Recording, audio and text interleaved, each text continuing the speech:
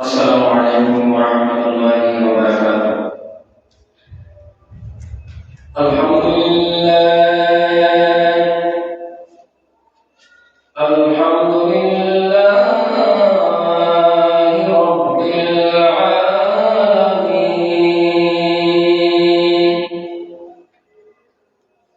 خالق السماوات والأرضين الصلاة والسلام على رسولنا الكريم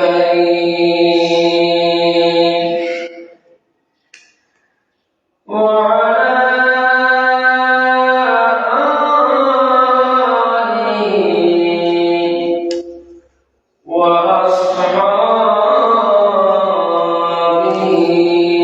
أجمعين.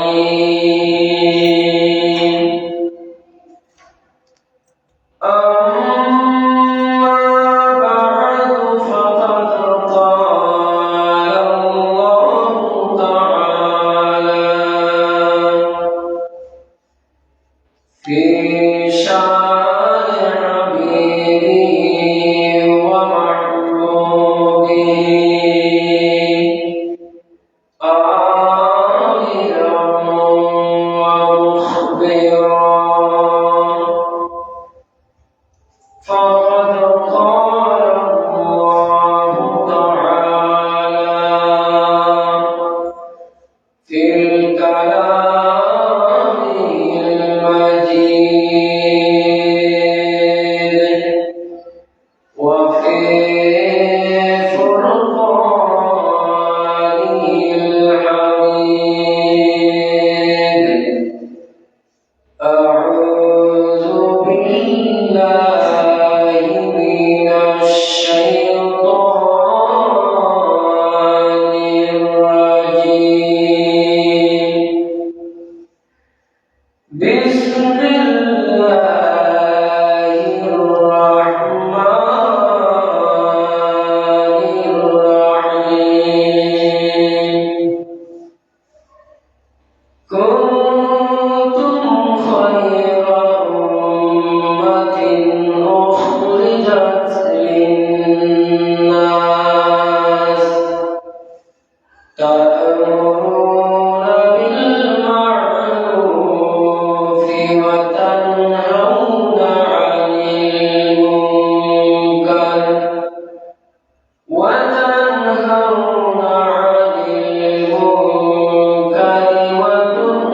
وتؤمنون بالله إلى آخر الآية. قال النبي صلى الله عليه وسلم: من رأى منكم منكرا فليغيره بيده فإن لم يستطع فبلسانه فإن لم يستطع فبقلبه وذلك أضعف الإيمان. إن الله وملائكته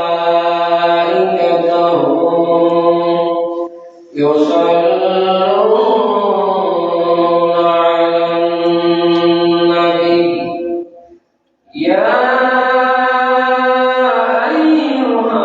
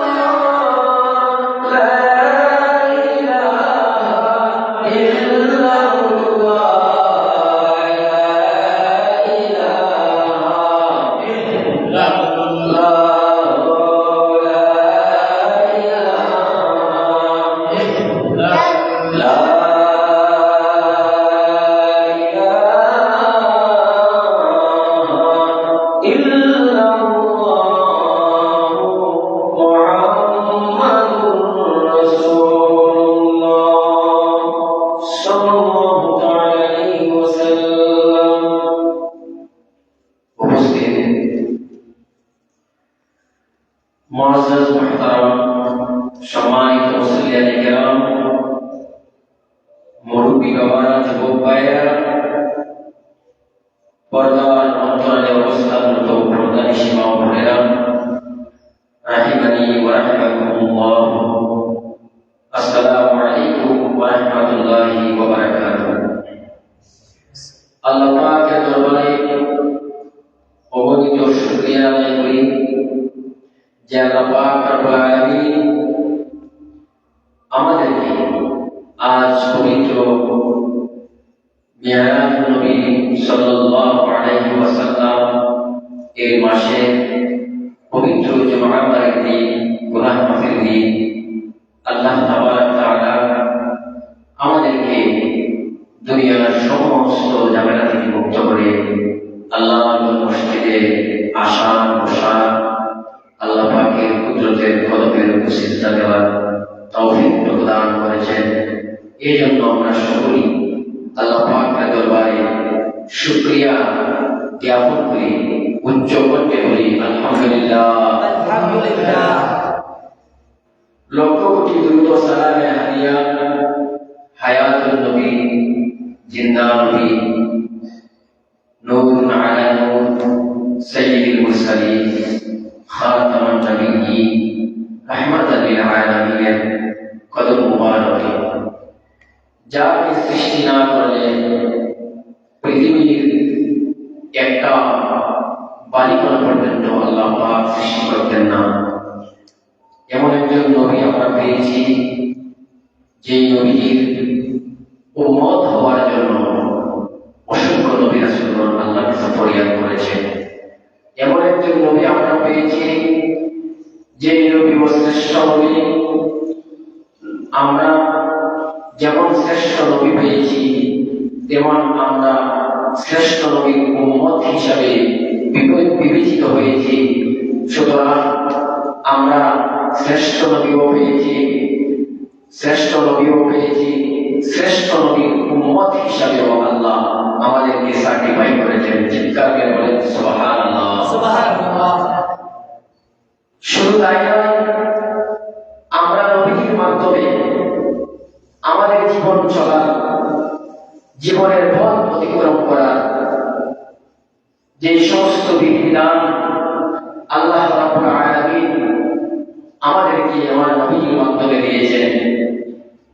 নবীজি আমাদের জন্য যে সিরাত চরিত্র, ফতন, যা কিছু নবীর মাধ্যমে আমরা পেয়েছি, এই মাধ্যম থেকে আজ আমি আপনাদের সামনে পবিত্র কোরআনুল কারীমের সূরাতুল আল ইমরানের 110 নম্বর আয়াত আমি আপনাদের সামনে উপস্থাপন করেছি।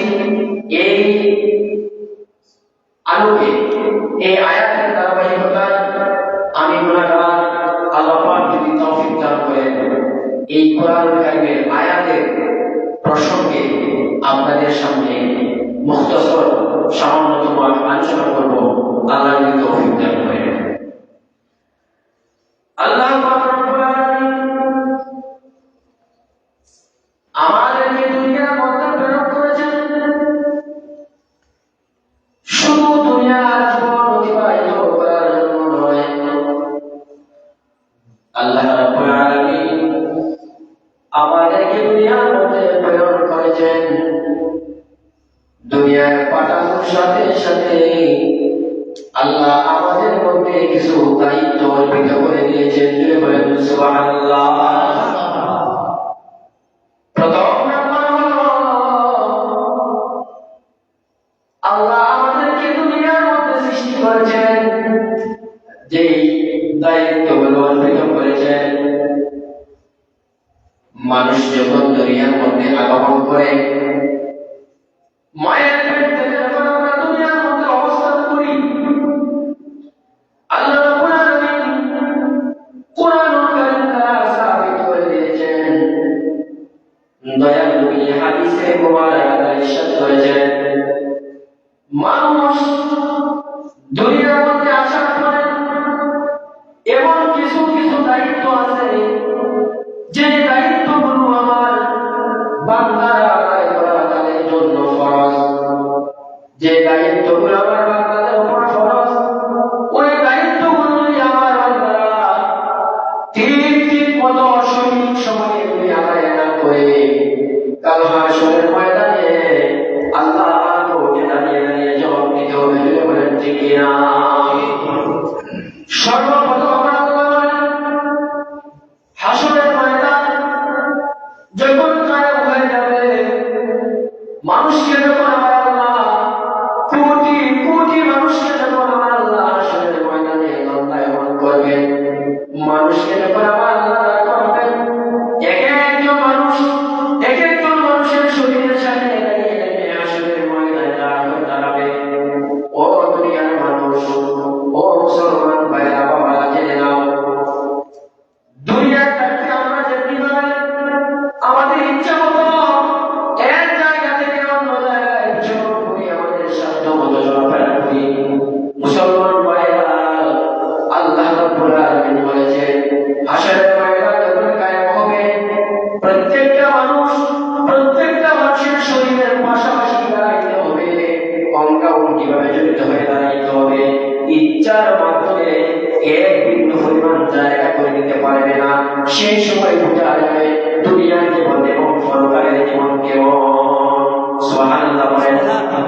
আল্লাহ রাব্বুল আলামিন বলেন, হাশরের ময়দানে আমার বান্দাদেরকে যখন আমি উঠাবো, 1 ইঞ্চি পরিমাণ আমার বান্দারা সর্বপ্রথম আল্লাহ বলছেন, নামাজ হিসাব হাশরের ময়দানে দিতে হবে। হিসাব দেওয়ার আগে 1 সেকেন্ড পর্যন্ত কেউ নাড়াচাড়া করতে পারবে না। সেই কঠিন ময়দানে বাসনে আল্লাহ রাব্বুল আলামিন দুনিয়ার মানুষদেরকে ঘোষণা করেছেন, ও দুনিয়ার মানুষ, তোমাদেরকে দুনিয়া পাঠাইলে আমি আল্লাহ যে দায়িত্ব অর্পণ করে দিয়েছি। আযাব যখন পড়বে, দিন যখন আসবে, রাত্র যখন আসবে, রাত্র দিনে আমার আল্লাহ প্রত্যেকটা মানুষের জন্য 5টা ওয়াক্ত নামাজ ফরজ করে দিয়েছেন। কয় ওয়াক্ত নামাজ? 5 ওয়াক্ত। আমরা কয় ওয়াক্ত পড়ি?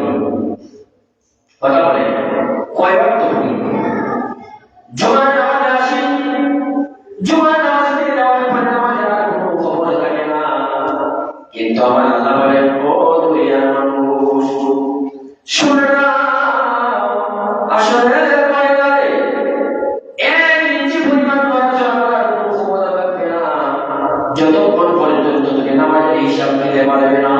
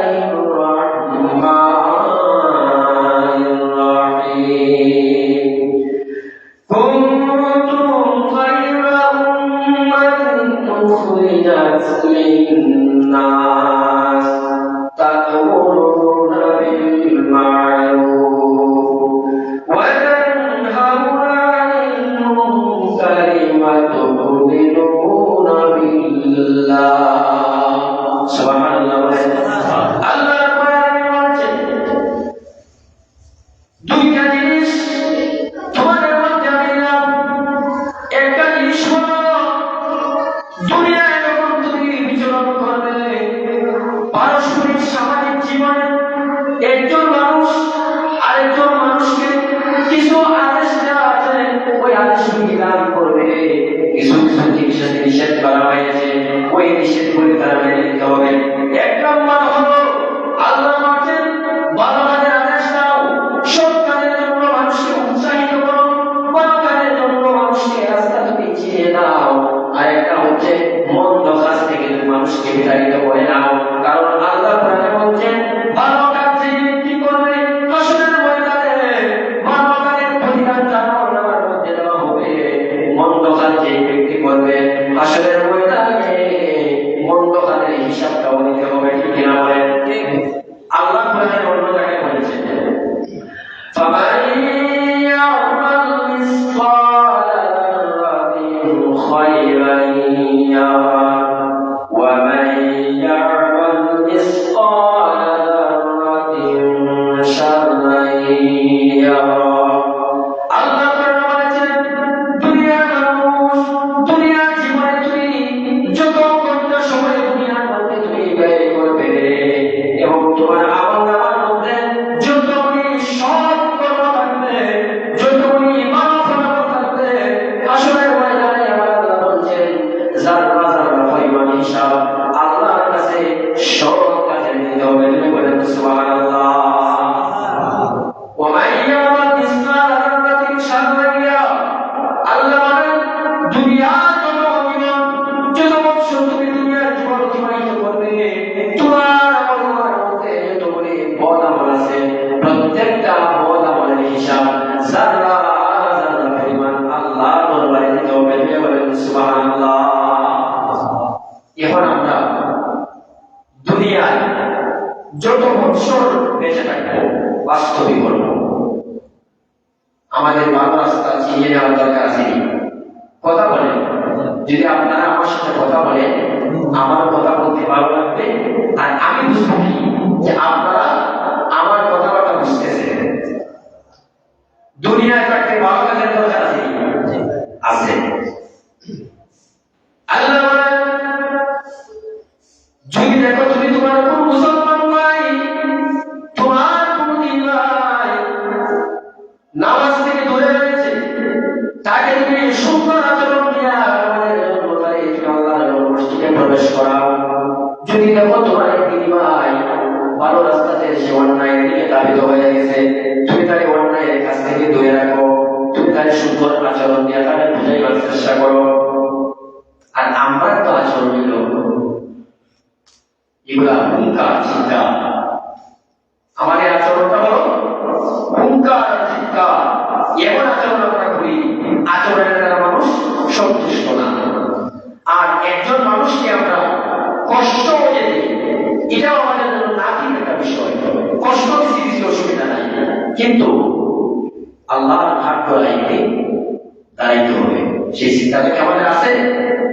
যদি আমাদের এই চিন্তা চেতনা থাকতো অন্তত আমরা আল্লাহর উপর নামাজ থেকে দূরে থাকতাম না। ঠিক কিনা বলেন?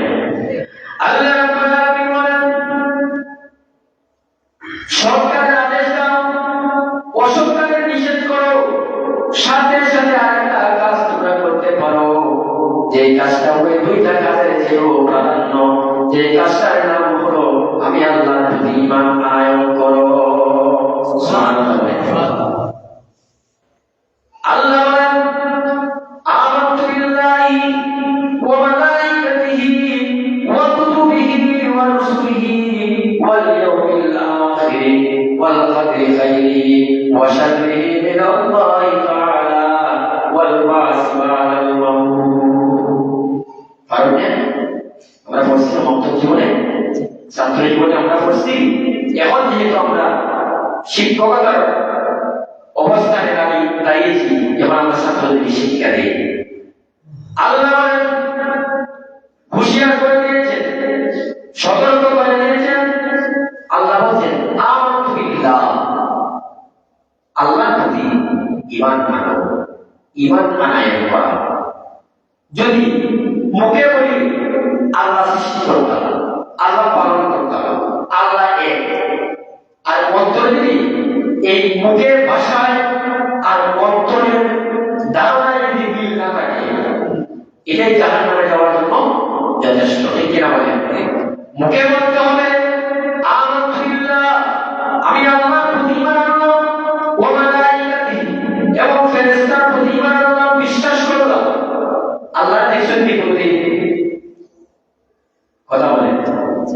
দেখছি না, ফেরেশতারা দেখছি দেখি নাই, কিন্তু বিশ্বাস করেছি ফেরেশতা আছে, ঈমান এনেছি আল্লাহই আমাদের সৃষ্টিকর্তা। যদি আল্লাহ আমাদেরকে সৃষ্টি করতেন না, আমরা পৃথিবীতে আসতে পারতাম না। কিরামান কাতিবিনা ইয়ালামুনা মা তাফআলুন। দুইজন ফেরেশতা আছে আমাদের কাছে। আল্লাহ দুইজন ফেরেশতা বা পাহাড়দার রাইজা যারা মুমিনদের তথা আল্লাহর বান্দাবান্দি নেক আমল বদ আমল নিষিদ্ধ করে দুইজন ফেরেশতা আমাদের কাছে আছেন। তাদেরকে কি আমরা কোনদিন দেখছি? সাক্ষাৎ হয়েছি?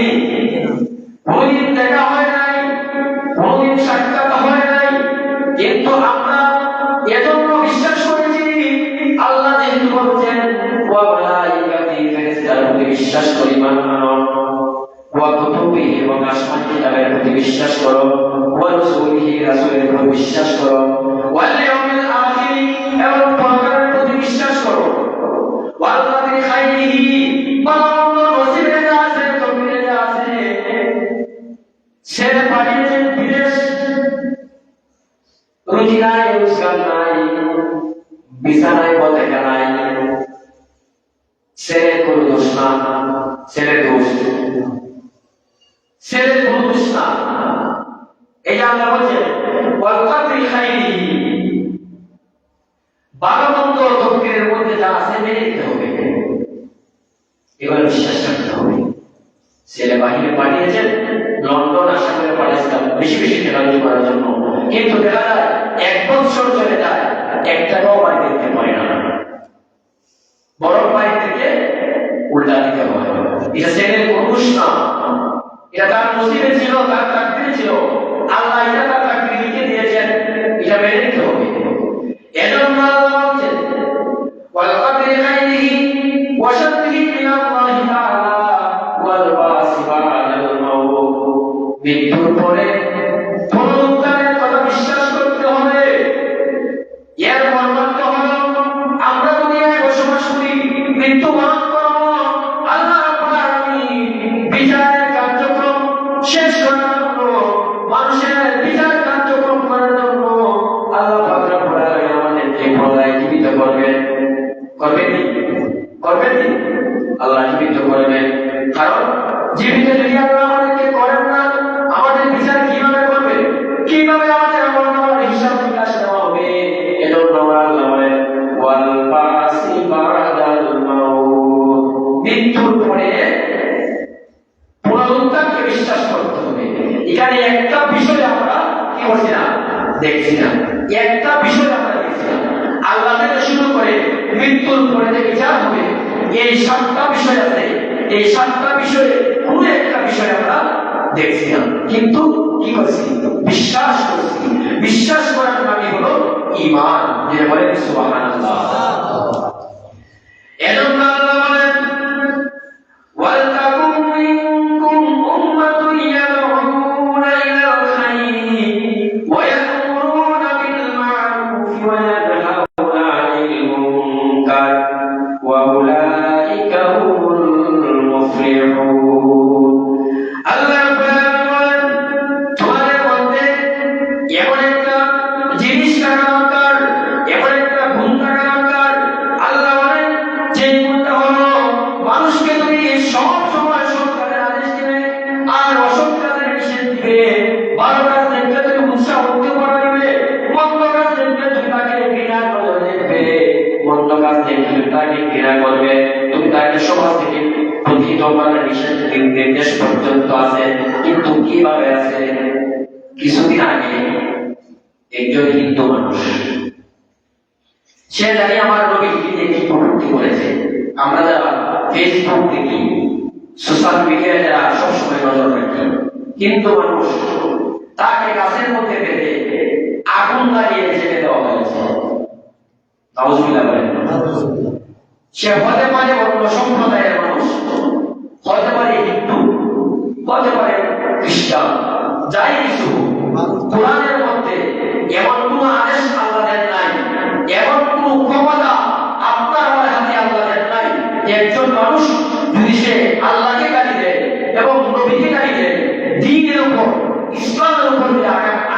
তাহলে তাকে কোনো মানুষ জ্বালিয়ে পুড়িয়ে মারতে পারবে না, এমন কোনো আদেশ আল্লাহ কোরআনে দেন নাই। ঠিক কিনা বলেন? তাহলে তাহলে যে গাছের মধ্যে লটকাইয়া আগুন লাগাইয়া জ্বালাই দেওয়া হয়েছে, এটা কি আসলে সঠিক? এটা কোনো সঠিক না। এটা আমার বিধান রয়েছে। আল্লাহ বলেন সরকারের আদেশ দাও, যদি কোনো মানুষ দেখো আজান পড়ছে, মসজিদের পাশে যাচ্ছে, নামাজ পড়ছে না, এটা একটা সরকার, তুমি তার আদেশ দাও, ও আমার বাড়ি, ও আমার বাবা, মুয়াজ্জিন মসজিদে আজান দিয়েছে, আল্লাহু আকবার ধ্বনি উচ্চারিত হয়েছে, মুয়াজ্জিন মাইকের মধ্যে বলে হাইয়া আলাস সালাহ। এই কথাটা বলেনি? এই কথাটার অর্থ হলো হাইয়া আলাস সালাহ, সালাতের দিকে আসো, নামাজের দিকে আসো, হাইয়া আলাল ফালাহ, কল্যাণের দিকে আসো, কল্যাণের দিকে তুমি দাবিত হও। আর মুয়াজ্জিন সাহেব বলেন হাইয়া আলাস সালাহ, আর আমরা মসজিদের পাশে দিয়ে হেঁটে যাই, এটা আমার পক্ষে, আল্লাহর পক্ষে।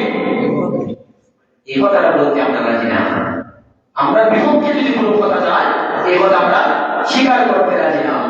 আল্লাহ বলেন নামাজ আযান পড়েছে, সাথে সাথে তোমরা মসজিদে চলে আসো।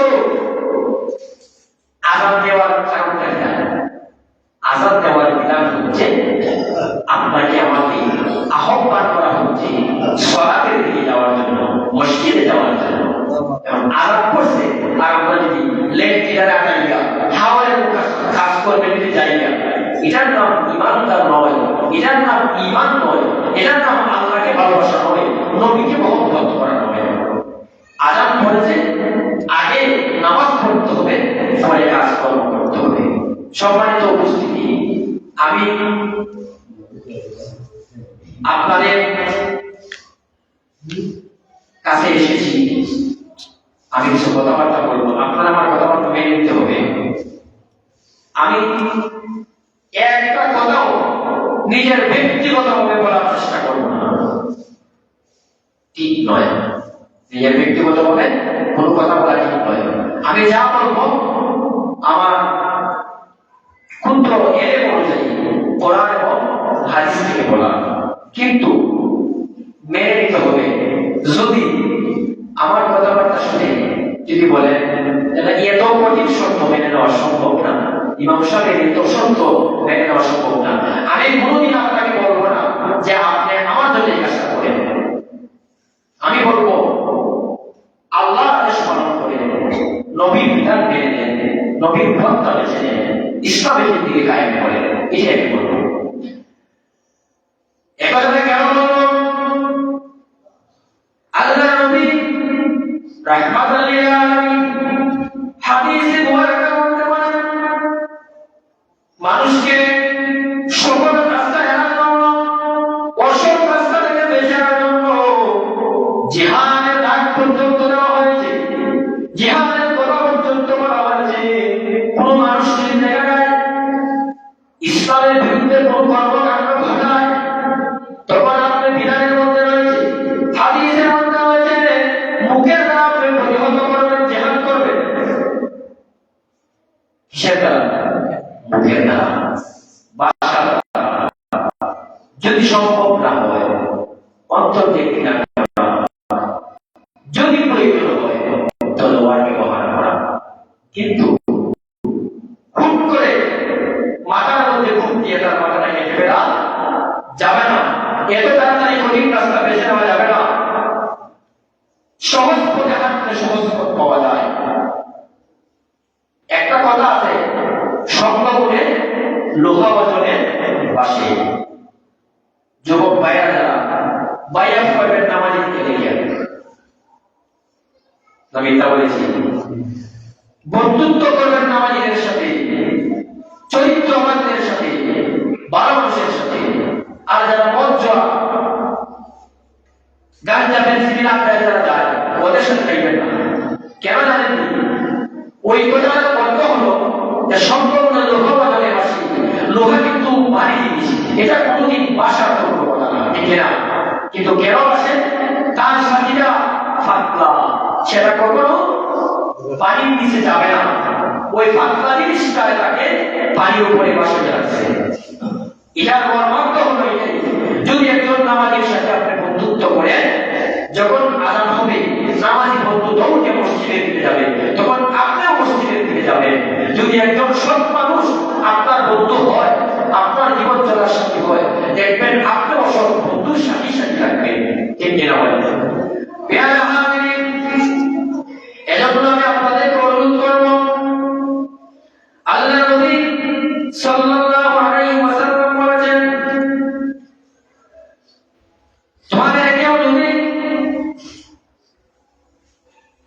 তোমাদের মধ্যে কোন মানুষ অসৎ কাজ হতে দেখে তাহলে তাকে বিরত করতে হবে।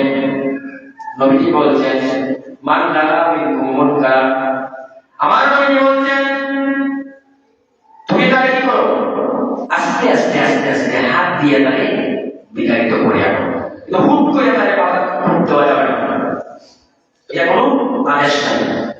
এরপরে বলেছেন, যদি তাদের আস্তে আস্তে হাতের দ্বারা খারাপ রাস্তা থেকে তাদের বিতাড়িত না করা যায়, তাহলে তাদের জিহ্বা দ্বারা তুমি বিতাড়িত করো। জিহ্বা দ্বারা কেমনে হুজুর? জিহ্বার মাধ্যমে আমরা ভাষা ব্যবহার করি, ঠিক কিনা? কথাবার্তা বলতে গেলে জিহ্বার প্রয়োজন হয়, জিহ্বার সাহায্য নিতে হয়, টুটের সাহায্য নিতে হয়, শ্বাস নিঃশ্বাসের সাহায্য নিতে হয়। এর মাধ্যমে, জিহ্বার মাধ্যমে, আচরণের মাধ্যমে। আরে নষ্ট রাস্তায় সে চলে গেছে, নষ্ট রাস্তা থেকে তাকে বিরত করার জন্য সুন্দর আচরণ করতে হবে, ঠিক কিনা বলে? দেখিয়ে 3 নাম্বার হলো, যদি সেটা সম্ভবই না হয়, হাতের দ্বারা প্রতিহত করলে যদি বিপদ চলে আসে, দেখা যাচ্ছে যেখানে আমার শক্তি খাটানো সম্ভব না, আমি যদি হাতের দ্বারা তাকে প্রতিহত করতে চাই, সে আমাকে আঘাত করবে, তাহলে এটা থেকে আপনি বিরত থাকবেন। ইসলামী সাপোর্ট নাই। এরপরে যদি জিহ্বা দ্বারা কথা যদি দেখা যায়, আমি যুবক ভাইকে যদি বলি, ভাই তুমি অন্যায় কাজ করেছো, অন্যায় রাস্তা তুমি বেছে নিয়েছো, ওই যুবক যদি আমার কথা শোনার সাথে সাথে আমাকে সে উল্টা প্রতিহত করতে চায়, আমি তার অবস্থা তো দেখব, তখন আমি তার কাছে চাইলাম না। শেষ পর্যন্ত হচ্ছে অন্তরের অন্তঃস্থল থেকে ওই নষ্ট ব্যক্তিকে ঘৃণা করা। সুবহানাল্লাহ। শুনলেন তো 3টা বিধান। আজকে থেকে আমি আপনাদের ইমাম সাহেব হিসেবে আমি আপনাদেরকে অনুরোধ করব, আমি যেটা অনুমান করলাম, আযান করলে মাশাআল্লাহ আমার বাবারা, মুরব্বী বাবারা কিছু উপস্থিত আসেন, এটা আমার দাবি। আমাদের কাছে যে মন্দ বললে অসুবিধা নেই, আল্লাহ কাছে জবাব দিবেন।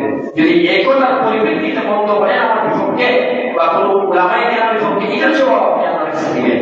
কিন্তু আমাদের দায়িত্ব হলো এটা, আমাদের কাজই হলো এটা, যে এক ভাইকে নামাজের দাওয়াত দেওয়া, এক চাচাকে নামাজের দাওয়াত দেওয়া, মুরব্বীকে নামাজের দাওয়াত দেওয়া, পর্দার সীমাবদ্ধকে মাইকের মাধ্যমে, প্রচার প্রসারের মাধ্যমে কোরআন হাদিস দিয়া নামাজের দাওয়াত দেওয়া, ঠিক কিনা বলেন? আমার অনুরোধ থাকবে, আমি আপনাদের কাছে আল্লাহর রাস্তায় চাইলাম, যুবক ভাইয়েরা আছে, আযান করলে মসজিদে আসবেন, মসজিদে আসবেন, মা বাবাকে সঠিক মতো করবেন, মা বাবার মতো চাইবেন, এক ভাইকে আরেক ভাইয়ের মাধ্যমে কষ্ট দিবেন না, ঝগড়া ফাঁসতে লিপ্ত হবেন না। আজ থেকে আমি আপনাদের কাছে দাবি রাখলাম, মুরব্বী বাবার মসজিদে ঠান্ডার মধ্যে চলে আসেন, আমার খুব ভালো লাগে। আমি অনেক গল্প করেছি, আমার বাড়িতেও বলেছি। আমি মানে সূত্রপাতে যে কোনো জায়গায় আলাপ যদি উঠে, আলোচনা যদি হয়, এখন কিন্তু আমরা একটা কথাবার্তা স্বাভাবিক হয় যে শীতের দিন তো, যে আপনার মসজিদে বসে দেখে মনে এবারে কিন্তু আমরা এই ব্যবসা করতাম, কথোপকথন হয়। তখন আমি বলি কি জানেন, যে মাশাআল্লাহ আমার মসজিদে মুরব্বী বাবাদের উপস্থিতি দেখে আমি মুগ্ধ। তারা শীতকে হার মানাইছে, শীত তাদেরকে হার মানাইতে পারে নাই, মুরব্বীরা মসজিদে চলে আসে। আজকেও মাশাআল্লাহ প্রতিদিন সময় দেখলাম আমার মুরব্বী বাবারা, কিন্তু যুবক নাই, যুবকরা কেন আমাদের দরকার নাই? কথা বলেন না, দরকার আছে। আমি দোয়া করব আল্লাহ পাক যেন আমরা সকলকে দ্বীনের সঠিক রাস্তা সিনার মতো তৌফিক দেন, আর আমরা যেন ইসলামের মধ্যে পরিপূর্ণভাবে দাখিল হইতে পারি। পরিপূর্ণ দাখিল হওয়ার আগ পর্যন্ত যেন একটা মানুষের মৃত্যু হয় না। আল্লাহ যেন আমাদেরকে জাহান্নামী বানাইয়া কবরে নেন না। আল্লাহ যেন আমাদের সকলকে এমন মৃত্যু দান করেন জুমাবারের দিন রমজান মাসে এবং ঈমান অবস্থায় নবীর দিদার দিয়ে যেন আমাদের সকলের মরণ হয়। ওয়া আখিরু দাওয়ানা আলহামদুলিল্লাহি রাব্বিল আলামিন। আসসালামু আলাইকুম ওয়া রাহমাতুল্লাহি ওয়া বারাকাতুহু।